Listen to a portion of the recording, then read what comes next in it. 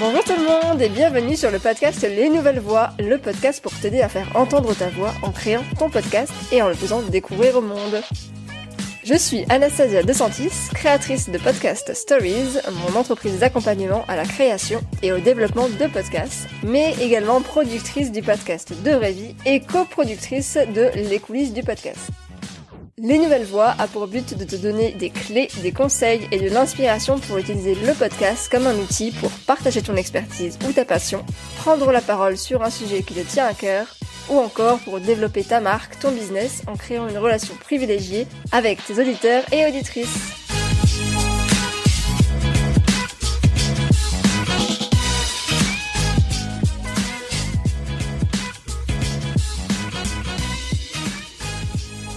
Bonjour à toutes et à tous, je suis ravie de vous retrouver pour un nouvel épisode avec Marine Aubonnet du podcast La Cohorte. Marine s'est lancée en 2017 et a créé son podcast La Cohorte avec un premier objectif qui était tout simplement de créer son propre podcast parce qu'elle avait envie de tester ce format. Le second objectif était d'aller aider les freelances à se sentir moins seuls. Elle a donc créé La Cohorte, le podcast qui rassemble les freelances. Et si vous êtes freelance, vous savez de quoi je parle. Les épisodes de La Cohorte sont dédiés à aider les freelances et autres solopreneurs à mieux vivre leur vie d'indépendant, avec des épisodes sur la création de contenu, comment trouver sa niche, la compta, mais également des épisodes sur le comment bien vivre sa vie de freelance. Avant de vous laisser avec ma conversation, un petit mot sur le coaching de groupe que j'anime très prochainement. Il vous reste un jour pour vous y inscrire si vous écoutez cet épisode lors de sa sortie, et ainsi profiter du tarif de lancement. Vous pouvez retrouver l'ensemble des informations de ce programme d'accompagnement sur podcast-stories.fr/groupe. Le lien est également dans la description de cet épisode ou bien sur mon compte Instagram. Voilà, donc n'hésitez pas à aller faire un petit tour. Et c'est parti pour ma conversation avec Marine du podcast La Cohorte.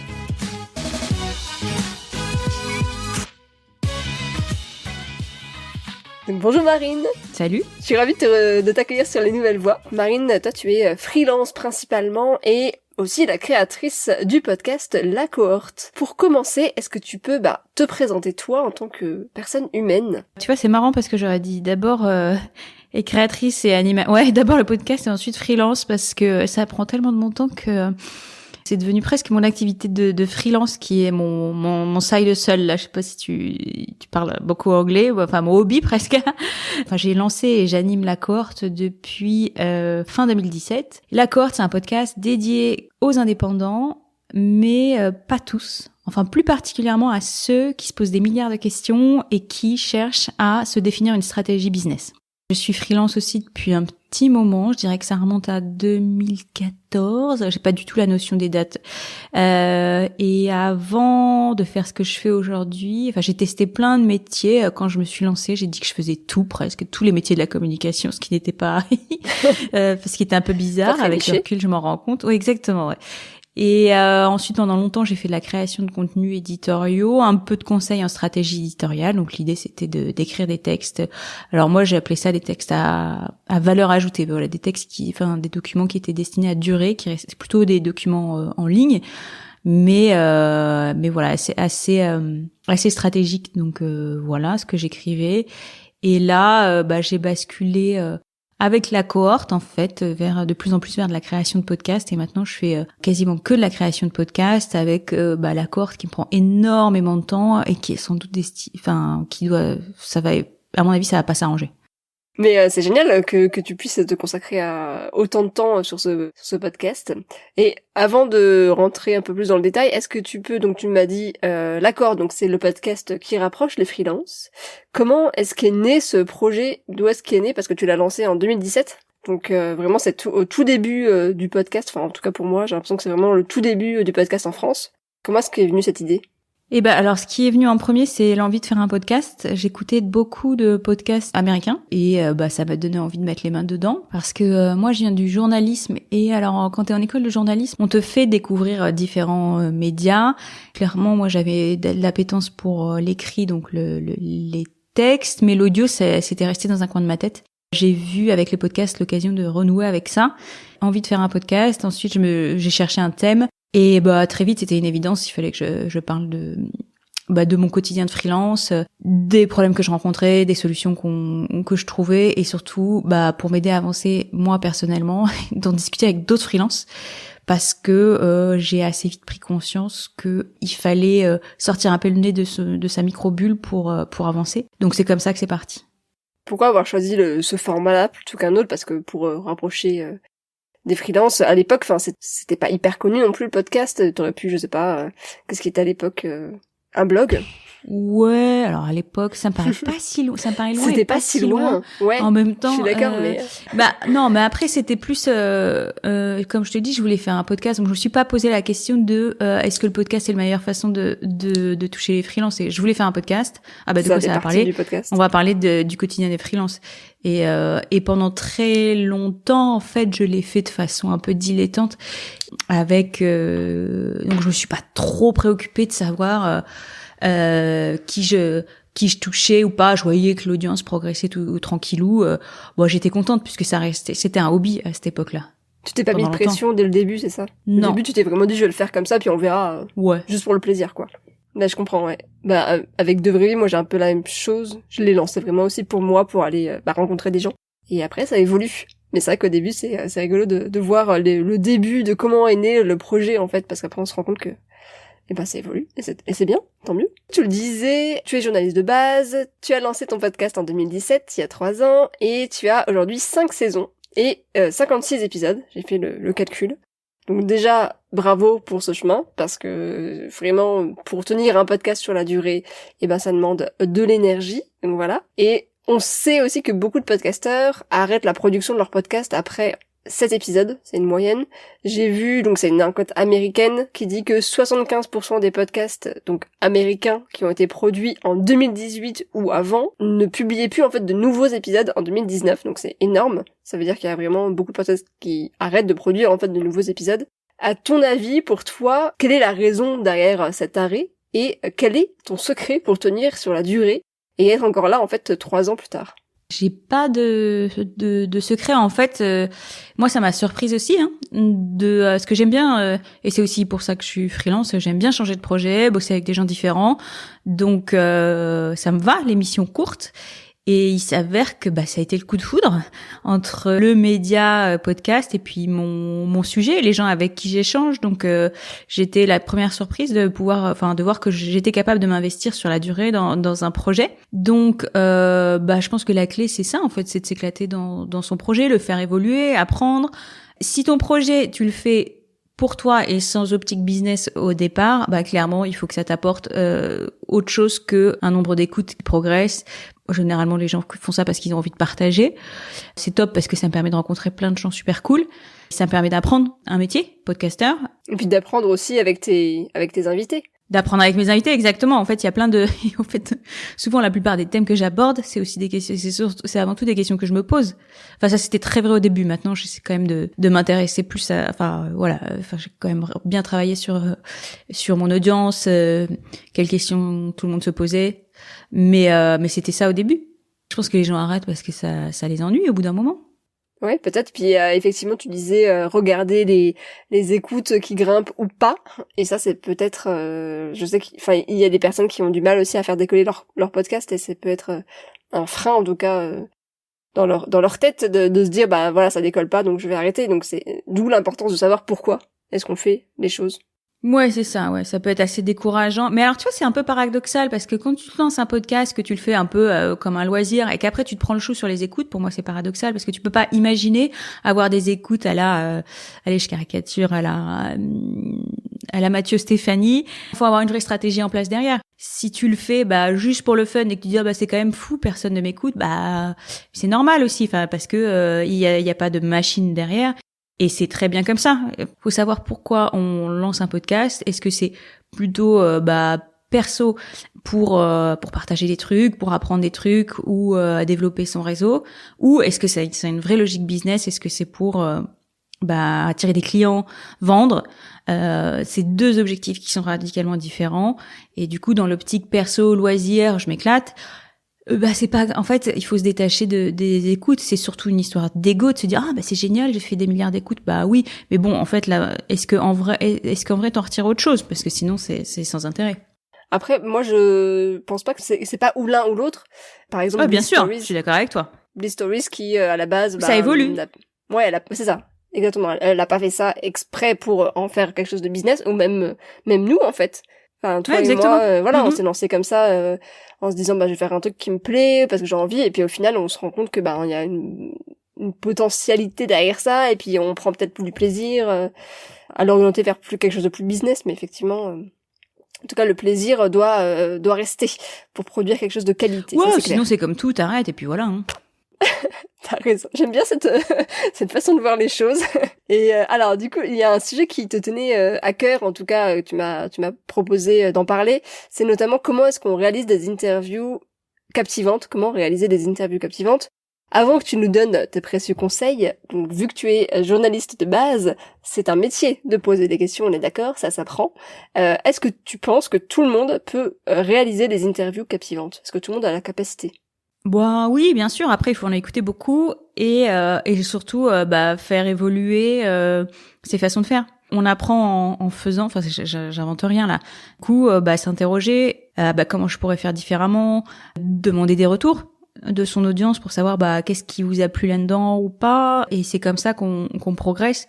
Et puis il faut avoir l'envie aussi. J'ai vraiment cette culture du contenu. Je veux que les gens, quand ils écoutent mon podcast, ils soient captés depuis les premières secondes de l'intro jusqu'à la fin. J'ai pas envie de les perdre en route. C'est pour ça que je privilégie des formats courts. Et je veux qu'à chaque minute, ils apprennent quelque chose. Et c'est un souci, c'est un vrai souci. Pour moi, il y en a qui ont d'autres priorités. Mais je pense qu'une fois que on se dit c'est ça que je veux faire, oui, il y a plein de façons d'apprendre. Et après poser des questions. Alors il y a deux choses parce que nous ce qu'on fait c'est des interviews qui sont montées, donc on peut rattraper ou réécrire un peu l'histoire après, on en reparlera peut-être. Et puis il y a cette capacité d'être un peu un host ou un animateur pour animer des shows en live. Et ça, pour moi, c'est quelque chose de différent parce qu'il faut avoir, c'est une question de répartie. Faut aller vite dans sa tête. Et pour moi, c'est deux trucs différents. Et moi, ce que je fais quand je te parle d'une interview qui soit logique, cohérente et qui captive, c'est quand on le fait en deux temps, qu'on enregistre et ensuite on peut retravailler un peu dessus. C'est à ça que je pense. Je suis d'accord, on parle bien d'épisodes, d'interviews que tu vas enregistrer et derrière tu vas retravailler. Après, il y a des personnes, on parlait de Mathieu Stéphanie, qui retravaillent pas du tout et qui conservent absolument tout. Voilà. C'est mais effectivement, il y a un talent derrière, de conversation, peut-être de confiance en soi aussi. Que je sais, moi, tu vois. Non, mais il y a de ça, je pense. Je pense qu'il y a de ça. Non, mais après c'est aussi les noms, les personnes qui l'invitent, c'est des pointures. Donc c'est pas du tout la même stratégie. Toi, effectivement, la particularité de tes épisodes, c'est que tu as des interviews, mais qui sont relativement courtes, c'est-à-dire que tu peux avoir des épisodes de 15 minutes, 20 minutes, 25 minutes, max 30 minutes, ce qui est quand même assez court. En général, des épisodes d'interview, ça peut durer 1 heure, quoi. Comment est-ce que tu fais, justement, quels sont tes conseils pour réaliser ce genre d'interview? Donc, tu me parlais de montage derrière. Ouais. Après, ça que je sache que j'ai énormément évolué parce que, comme je te dis, je viens du journalisme, un format radio, du journalisme, c'est max 2-3 minutes. Les premiers épisodes du podcast, ceux qui piquent les oreilles quand je les réécoute, ils font 5 minutes. Non, mais je fais plus ça parce que je parlais trop vite et puis c'était peut-être pas assez approfondi, donc non, je fais plus ça. Maintenant, tu vois, je dis que c'est court, mais de plus en plus, je vais vers les 30 minutes, alors qu'avant, j'étais plus vers les 10 minutes. Donc pour moi, c'est déjà une évolution, mais en fait, je garde cette idée en tête que je ne peux pas tout aborder dans une conversation. Moi, je vais pas faire de la conversation, par exemple. À chaque interview, j'ai un angle, j'ai un thème, parce que on est quand même dans un podcast business, donc j'ai pas les gens qui m'écoutent, ils n'ont pas que ça à faire. Ils font ça à la fois pour se changer les idées, faire une pause, mais aussi pour apprendre des choses. Donc, je valorise leur temps, il est précieux, et j'ai envie qu'ils se disent, c'est bon, on a bien fait d'écouter cet épisode, on a bien fait d'écouter Marine, j'ai bien investi mon temps. Parce que quand t'es freelance, j'imagine que tu l'as remarqué, ton temps, c'est ce que t'as de plus précieux. Donc j'ai ça en tête. Et donc comment je fais? Déjà, chaque interview, chaque épisode a un angle.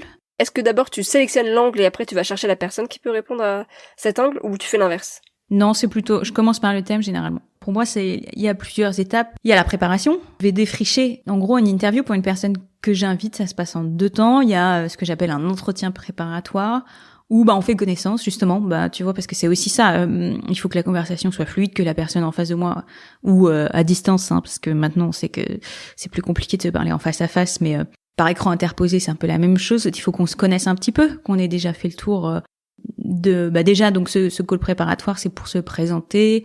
Moi je lui explique un petit peu aussi ce que j'ai envie de faire avec cet épisode, pourquoi ce thème. Et donc, je défriche le thème, je valide que la personne elle a des choses à me raconter qui sont pertinentes par rapport à ce thème. Parfois, ça m'est même arrivé, en discutant avec quelqu'un, de réajuster parce que l'angle était pas bon. Donc voilà, tout ça, c'est de l'ajustement, c'est du défrichage. Je collecte un maximum d'informations sur le thème en question. Et après, sur la base de ça, je laisse reposer et j'élabore une liste de questions. Et en fait, l'étape clé, c'est ça, c'est la préparation des questions. Parce que le déroulé des questions, ça va être toute la narration. En fait, ça va être toute la narration de l'épisode. Voilà. Et j'aime bien ne pas commencer toujours par la même question. J'aime que, hop, direct, on attaque et bim, tiens, on a les sens en éveil. Tiens, mais pourquoi ça commence comme ça? Enfin, rentrer direct dans le vif du sujet. Mais il y a aussi une construction parce que, on va pas délivrer toutes les infos au début. Donc, oui, il y a une structure, en fait. Et pour chaque thème, c'est un peu différent, mais en gros, comme c'est des thèmes concrets que j'aborde, là, tu vois, le dernier, c'était prospecter sur LinkedIn. Et en gros, on place un peu le contexte. Là, mon invité, je lui ai demandé pourquoi elle avait privilégié la prospection pour développer sa boîte. Est-ce que son point de vue sur la prospection, parce que quand on est freelance, la prospection c'est quand même un peu snobé. Enfin, on se dit c'est pour les vendeurs de fenêtres. Donc un peu l'interroger là-dessus. Mais elle s'est lancée là-dedans alors que tout le monde le fait pas. Pourquoi elle a fait ça? Pourquoi elle a estimé que c'est ce qu'il y avait de mieux pour elle, et ensuite, comment elle s'y prend, est-ce que ça lui apporte. En gros, c'est toujours un peu comme ça. Et puis, une petite question de clôture pour signifier à tout le monde que l'interview est terminée. Donc, je demande, mais ça changera peut-être, je demande à chaque fois, quel est ton dernier kiff de freelance, pour faire une petite note positive, un petit gimmick, dirait-on. Ce que j'aime, mon podcast, la baseline, c'est la cohorte rapproche les freelances. Donc, j'aime bien qu'on ait l'impression de connaître les gens. C'est aussi ça, c'est comme ça que tu découvres les gens. Après, pendant l'enregistrement, normalement, tout est balisé, puisque j'ai la liste des questions. Mon invité a la liste des questions sous les yeux, Donc tu envoies les questions en amont, c'est ça? Bien sûr, l'idée c'est pas de scripter les réponses, surtout pas. Mais éventuellement, c'est ce que je ferais, je note une ou deux, parce que comme j'ai tendance à oublier tout ce que j'ai envie de dire, je vais peut-être, si moi on m'interviewe comme ça, je vais noter 2-3 points, me faire des petites notes pour être sûr de pas oublier un truc que j'avais envie de dire, mais c'est tout. Je le précise bien, ne scriptez pas vos réponses, sinon c'est horrible. Si vous lisez, ça va être cata. Mais ça, honnêtement, maintenant, je pense que tout le monde l'a à peu près en tête à force d'écouter des podcasts. Enfin, moi, je m'adresse quand même à une cible de gens qui écoutent des podcasts, donc j'ai l'impression que tout ça c'est passé. C'est passé dans les mœurs. Mais bon, après, ça va dépendre des gens à qui tu t'adresses. Là, moi, en tout cas, par rapport à mon audience, c'est comme ça. Sous les questions que j'ai notées, que j'ai listées, je vais noter des points sur lesquels je pourrais relancer les invités mon invité. Si jamais il ou elle oublie d'aborder un truc qu'on avait évoqué en préparant. Je prépare. Donc certes, mon interview il est préparé, mais ça m'empêche pas de faire des relances, de réagir à des trucs intéressants. Voilà, qu'il y ait de la spontanéité. J'ai plein de questions qui me viennent, du coup. Mais effectivement, donc la première chose, c'est que la particularité de ton podcast, c'est ce que j'adore dans ce podcast, c'est qu'effectivement, t'as une intro qui vraiment met en contexte. Tu parles aussi un peu de toi. En général, dis un petit mot aussi sur toi. Enfin voilà, c'est aussi pour créer du lien avec tes auditeurs. Et puis à la fin, il y a un petit résumé aussi. Avec les points à retenir, et ça je trouve c'est absolument génial. Enfin c'est un truc que j'ai essayé de mettre en place aussi sur ce nouveau podcast, et je trouve ça vraiment très cool en fait d'avoir ce petit résumé en mode ok, on a parlé de plein de trucs, voilà ce qu'il faut retenir. En fait, j'ai envie de faciliter la vie des gens qui écoutent le podcast. Et encore une fois, on est dans une logique business, donc les 3 points à retenir absolument, c'est un truc qu'on fait quand on fait une présentation PowerPoint ou n'importe quoi. C'est si tu dois ne retenir que ça, c'est ça. Et puis ça, je trouve que ça imprime mieux dans la tête des gens. Et oui, c'est une façon de conclure aussi, même si il y a sans doute d'autres façons de faire, mais oui, j'aime bien faire ce petit récap, et pour le coup on m'a plusieurs fois fait des retours positifs là-dessus, donc je continue à le faire. C'est pas un truc qu'on voit régulièrement en fait. Effectivement, t'as raison, t'as un podcast business, donc c'est hyper important de le faire, mais c'est pas un truc que j'entends souvent, en tout cas notamment dans les podcasts d'interview. Donc je trouve ça très bien. Tu me disais, il y a l'étape préparatoire qui est énorme, donc beaucoup de recherches, préparer les questions, les sous-questions, etc. L'interview, entre l'interview que tu fais et puis après le résultat, Combien t'arrives à estimer en pourcentage, combien tu enlèves en fait de temps ou de minutes? Je dois enlever, je pense, entre un tiers et la moitié. Et comment on fait, alors du coup, pour sélectionner les meilleurs morceaux? Moi, c'est un truc que, vraiment, c'est une question que je me pose, parce que c'est dur. J'adore ça, moi. C'est hyper dur, ouais. C'est génial. Quand je coupe, j'ai l'impression de m'alléger, tu vois. Ah ouais. Et quand tu fais la sélection, du coup? Alors, en fait, avant, je m'étais dit que j'allais peut-être dissocier 2 étapes qui consistent à donc réécouter l'interview. Parce que, alors, généralement, moi, il y a quand même du décalage entre chaque étape. Donc, je vais pas monter une interview que je viens juste d'enregistrer. Il se passe plein de trucs entre les deux. Parce que j'ai besoin de sortir un peu, de faire des allers-retours pour m'aérer la tête. Quand j'ouvre, enfin, les fichiers que j'ai enregistrés. Mais donc, je procède question par question. Et même, ça m'arrive de zapper des questions en entier. Et il y a plusieurs critères. Est-ce que ce qu'elle raconte, ce qu'il ou elle raconte, c'est clair? Est-ce qu'on comprend facilement? Est-ce que elle se répète pas? Là, souvent, les gens se répètent. Enfin, naturellement, quand on parle, on répète. Donc, je vais dégager toutes les répétitions. Est-ce que ça apporte quelque chose par rapport à mon angle? Parce que parfois, on va digresser. Et donc là, je coupe sans complexe. Donc, voilà, j'ai toujours en tête mon angle. Même si ce que la personne dit, ça peut être intéressant dans un contexte, par rapport à mon angle, ça ne sert à rien. Donc, je coupe. Donc, il y a vraiment... En fait, j'écoute question par question. Je me demande, est-ce que c'est clair? Il y a le souci de clarté, ça, c'est sans doute prioritaire. Un truc qui est un peu confus, même si dans le fond c'est intéressant ce qu'elle dit, je vais couper parce que j'ai pas envie qu'on se dise mais attends, j'ai rien compris. Donc je coupe, les répétitions ça dégage et puis les hors sujet ça dégage. Ah ouais. Mais c'est bien, mais ça demande de l'entraînement, j'imagine, parce que c'est vrai que moi j'ai encore du mal à me dire, ouais, tu vois, ce que tu me dis là, je sais pas, quelqu'un qui va expliquer quelque chose qui est hyper intéressant, mais ça dure assez longtemps, etc. Je vais plutôt avoir tendance à faire des coupes dans les 5 minutes par exemple, à me dire ok ça j'enlève, mais du coup c'est du travail hyper minutieux, plutôt que de me dire ok je vire toute la question parce que c'est pas clair. Après ça va dépendre, tu vois, parfois au sein d'une même réponse, je vais dégager des bouts. Après parfois il y a des questions où au moment où je l'ai préparée, ça me paraissait intéressant et à la réécoute, j'ai dit non, en fait cette question, je peux la dégager en entier. Ça c'est le kiff quoi, quand ça te fait gagner tellement de temps quand tu dégages toute une question. Parfois c'est dû de l'ajustement enfin ça peut se jouer à 2 phrases. En off, je te demandais si tu faisais ça toute seule ou si tu allais le déléguer, enfin si tu le déléguais et tu me disais non, c'est le truc que je ne déléguerai jamais. Jamais de la vie, ouais. Non, le montage, non, comme tu vois, c'est ma façon d'écrire mes épisodes, donc je déplace. Ça m'est même arrivé de changer l'ordre des questions. C'est écrire, je peux pas. En fait, imagine si je devais expliquer ça, mon jus de cerveau, en gros, à quelqu'un d'autre, tout l'expliquer. En fait, je pense que ça me ferait pas gagner. Parce que déléguer, c'est pour gagner du temps. Là, ça serait pas possible d'expliquer tout ça à quelqu'un. Ou alors, il faudrait quelqu'un avec qui je bosse depuis très longtemps et qui sait exactement où je veux aller et comment j'aime faire. Enfin, tu vois, il y aurait vraiment une logique de partenariat ou un truc mais ça serait plus que mon podcast, je sais pas si tu vois ce que je veux dire. Pour moi, tu peux déléguer le montage si en gros tu dis voilà l'interview en gros et tu veux garder l'essentiel de ton interview et que tu as juste des micro ajustements à faire en coupe ou en machin. Mais moi je sais pas, je retouche beaucoup donc ça je peux pas, ça prendrait trop de temps à expliquer. Et ça va, je comprends. Aujourd'hui, moi, je délègue certains épisodes, pas tout, mais ça va être... Elle va pas faire des coupes, en fait. Elle va pas choisir les morceaux à garder ou pas, elle va cligner le truc, mais derrière, t'as quand même, toi, à réécouter, effectivement, pour sélectionner les morceaux. Oui, c'est ça, tu vois, ça, ce que je pourrais, à terme, je le ferais, c'est, comme tu dis, nettoyer. C'est l'aspect nettoyage, où, on va dégager tous les les machins, les alors, les machins, les trucs, les tics de langage. Et ça pourrait me faire gagner du temps, parce que l'air de rien, ça me prend du temps. Et justement, en termes de temps, est-ce que t'as calculé déjà pour savoir combien de temps tu mettais par épisode depuis de A à Z, quoi? Ouais, je le fais plus, ça, parce que ça me fait peur. Non, je le fais plus.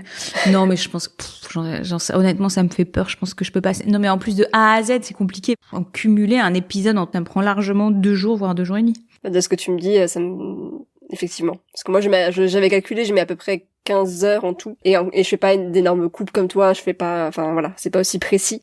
Sur de vraie vie, en tout cas. Et c'est déjà énormément de temps, effectivement.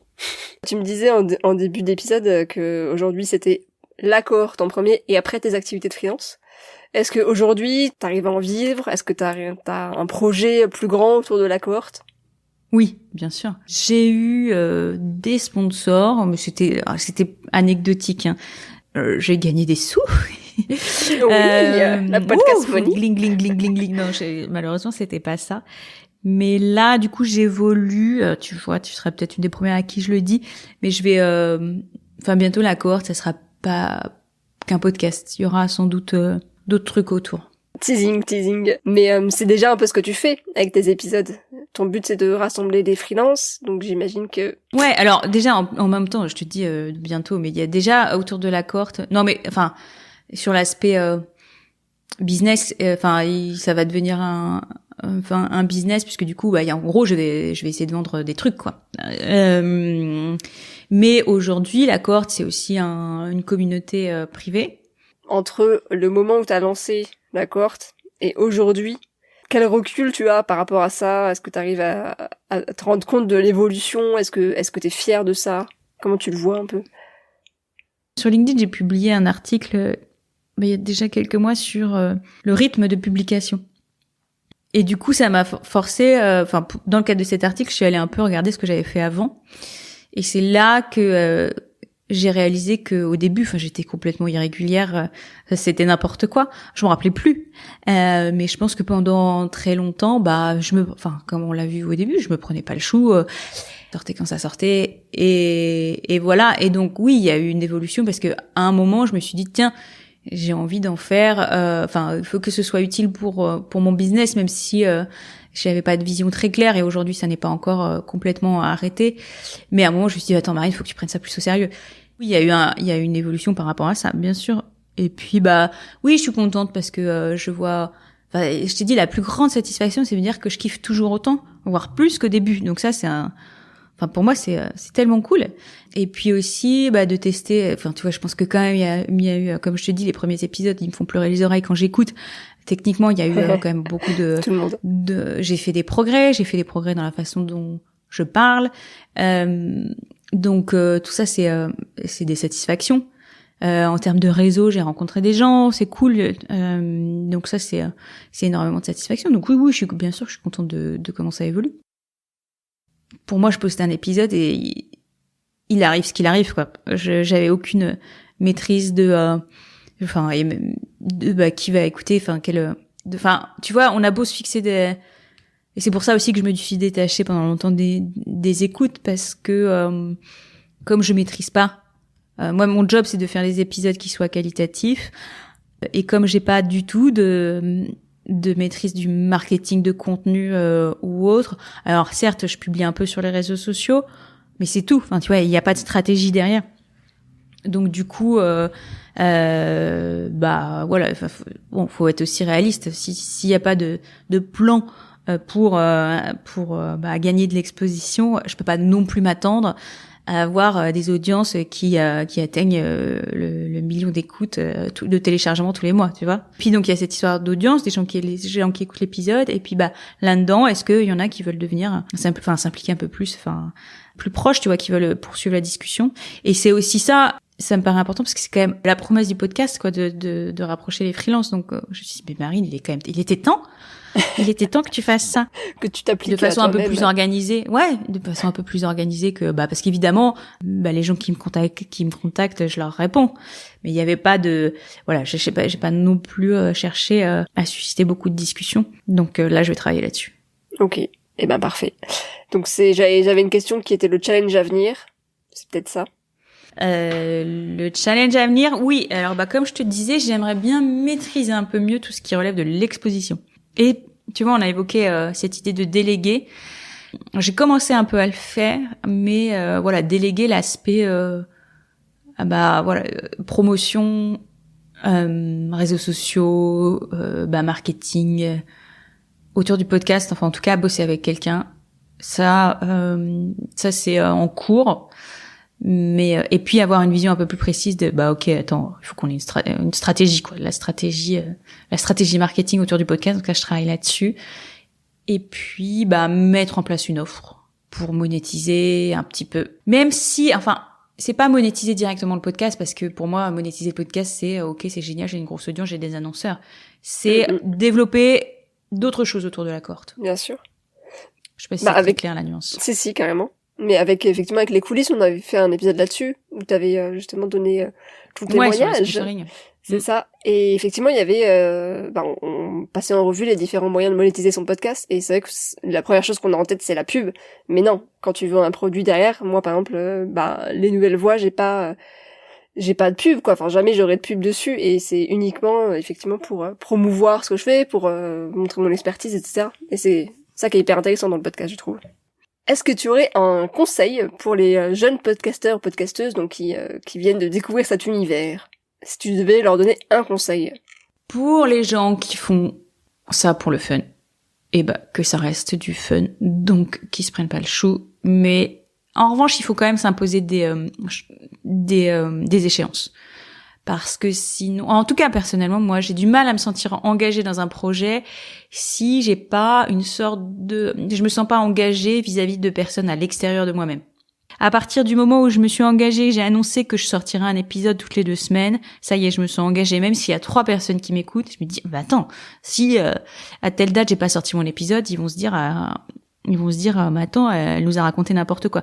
Donc, même si c'est pour le fun, se fixer comme objectif d'être régulier, mais c'est pas obligé d'être d'épisodes toutes les semaines, ça peut être un épisode par mois, et puis être, commencer cool, quitte à intensifier une fois qu'on a appris, qu'on a des process et qu'on peut aller plus vite, mais se dire, après ça va dépendre des sujets et des formats, mais de se dire, je commence par en faire un tous les mois et déjà voir si on y arrive, et ensuite dire, tiens, maintenant je vais pouvoir passer à un toutes les 2 semaines. Mais pour progresser, puisque c'est aussi ça le but, s'imposer une régularité, ça me paraît important. Et après, pour ceux qui le font pour développer leur business, qui se posent la question de concrètement, qui se fixent des objectifs précis pour le coup, de dire on touche notre cible, parce que business généralement on a réfléchi à qui on s'est adressé, donc notre cible c'est ça, on pense pouvoir les toucher comme ça, on sera content si on arrive à avoir tant d'écoutes par épisode. Et sur la base de ces écoutes, on aimerait vendre tant et tant. Je pense qu'il faut avoir un plan à faire évoluer évidemment, mais si c'est pour du business, il faut quand même qu'il y ait une stratégie derrière, sinon ça reste un loisir. Ah oui, exactement. Mais on peut prendre du plaisir en ayant un objectif. En faisant les deux, bien sûr. C'est compatible. Bien sûr. Non, mais il faut business, il faut qu'il y ait une stratégie. Tout à fait. Super Marine, merci beaucoup. Et où est-ce qu'on suit donc tes actualités? Où est-ce qu'on va suivre l'évolution de la cohorte? Il y a le site du podcast, il y a LinkedIn et il y a Instagram. Sur Instagram, c'est lacohorte.podcast, et puis sur LinkedIn, je pense que quand tu tapes dans le moteur de recherche la cohorte podcast, normalement, j'ai pas essayé, mais normalement, ça devrait remonter. Sinon, ça marche. De toute façon, je mettrai les liens dans la description. Et puis, pour ceux de tes auditeurs qui ont envie de rejoindre notre groupe d'entraide et de discussion, faut qu'ils trouvent le moyen de m'envoyer un petit message et de signifier leur motivation, mais qui n'est pas accessible de partout, voilà. Très bien. Petit côté un peu exclusif. Ça marche. Merci beaucoup Marine. J'espère que cet échange avec Marine vous a plu. Ce qu'il faut retenir, c'est qu'on peut commencer un podcast pour le fun et puis le transformer en business. C'est complètement possible. C'est important de savoir pourquoi est-ce qu'on fait un podcast, parce qu'effectivement ça peut prendre beaucoup de temps, donc ayez toujours en tête ce questionnement, pourquoi est-ce que je fais ça? Et troisième point, si on veut des épisodes courts mais denses, avec plein d'informations, il faut énormément travailler le montage dans le cadre des interviews. J'espère que cet épisode vous a plu. Si c'est le cas, n'hésitez pas à me laisser une petite note sur Apple Podcast et un petit commentaire, ça me fait extrêmement plaisir et en plus ça aide le podcast à se faire connaître. Sur ce, je vous souhaite une très bonne soirée ou journée et je vous dis à très bientôt.